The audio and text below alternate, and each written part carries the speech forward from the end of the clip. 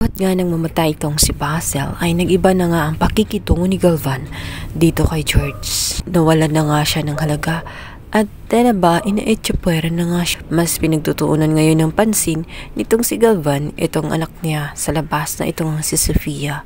Ito ngayon ang kanyang inaaral. Tinitrain niya dahil umaasa siya balang araw siya maging CEO. Nakita ni George ang mga libro kung saan about nga ito sa pag-manage ng kumpanya. Kung kaya't binasa niya ito, nakita naman agad itong si Galvan. Sinabi niya na hindi niya dapat yun pagkaalaman at huwag siyang umasa na siya ay maging CEO ng naturang kumpanya sapagkat hindi naman alam ang kanyang kurso sa naturang trabaho. Subalit sinabi ni George na pwede naman siyang mag-hire na magtutraining sa kanya at pwede namang pag-aralan kung gusto talaga niya. Subalit wala talagang gusto itong si Galvan dahil ang nais lamang niya ay itong si Sofia. Si Sofia ang gusto niyang mamuno at susunod kay Basil, hindi itong si George. Kaya naman nakaramdam si George ng panliliit sa kanyang sarili. Ano ba ang kulang sa kanya at tela hindi pa sapat para kay Galvan ang kanyang presensya. Naghahangad pa siya ng iba. Sinabi niya sa kanyang sarili at dito sa kanyang ina na maaaring ang mag-iiba ang trato nga nitong si Galvan kung buhay pa nga sana itong si Basil.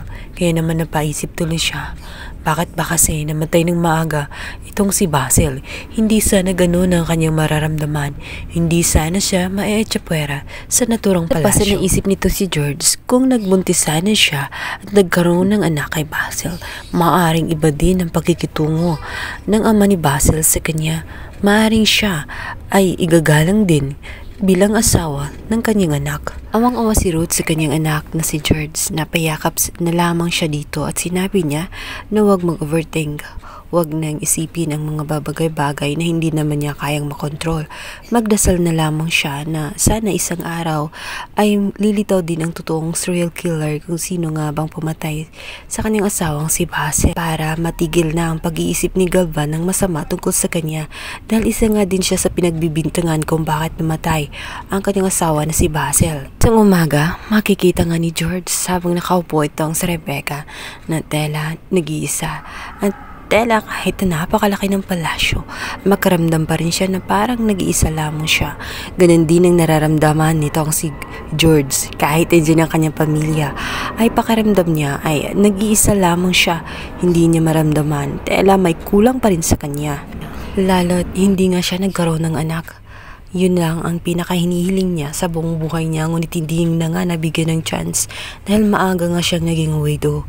Maya-maya pa nga ay dumating na ang inspector at itong si Sergeant Sevilla upang sabihin sa kanila kung sino nga ba ang common denominator sa pagkamatay ng mga palasyos. Sinabi ni Sergeant Sevilla ng lahat ay parehas na nakalaban at nakaaway ng iisang tao lamang. Kaya naman na malinaw ang kanilang pag-aaral na maaring isa lang ang common denominator at iyon nga ay walang iba kundi itong si George. Nagulat si George. Sinabi niya na bakit naman niya gagawin yun sa kanyang sariling asawa. Napaka-imposible umano ang paratang sa kanya. Nagkaroon nga ng pagtatalo at ang lahat nga ay tinuturo nga itong si George. Hindi naman maniniwala itong si George sapagkat alam niya sa kanyang sarili na wala siyang ginawang masama. Hanggang sa na-stress ng gusto itong si George at maya-maya pa nga ay magulat sila sapagkat didugo na nga ito at nawala ng malay. Kaya naman naisugod agad siya sa ospital. Miracle ang mangyayari kay George. Ang matagal niyang hiling ay nagkakatotoo. Kaya naman nang dumating nga itong si Ruth ay nagulat na lamang siya dahil na-ospital na siya subalit masaya pa rin siya. Dito nalantad na nga ni George na isang miracle ang nangyari sa kanya sapagkat buntis nga siya. Ang matagal na niyang dinadasal-dasal ay nangyari na nga at ayaw nga niyang ipakalat o sabihin sa kanyang amang si Galvan. Nais niya na ilihim na muna ang bagay na iyon.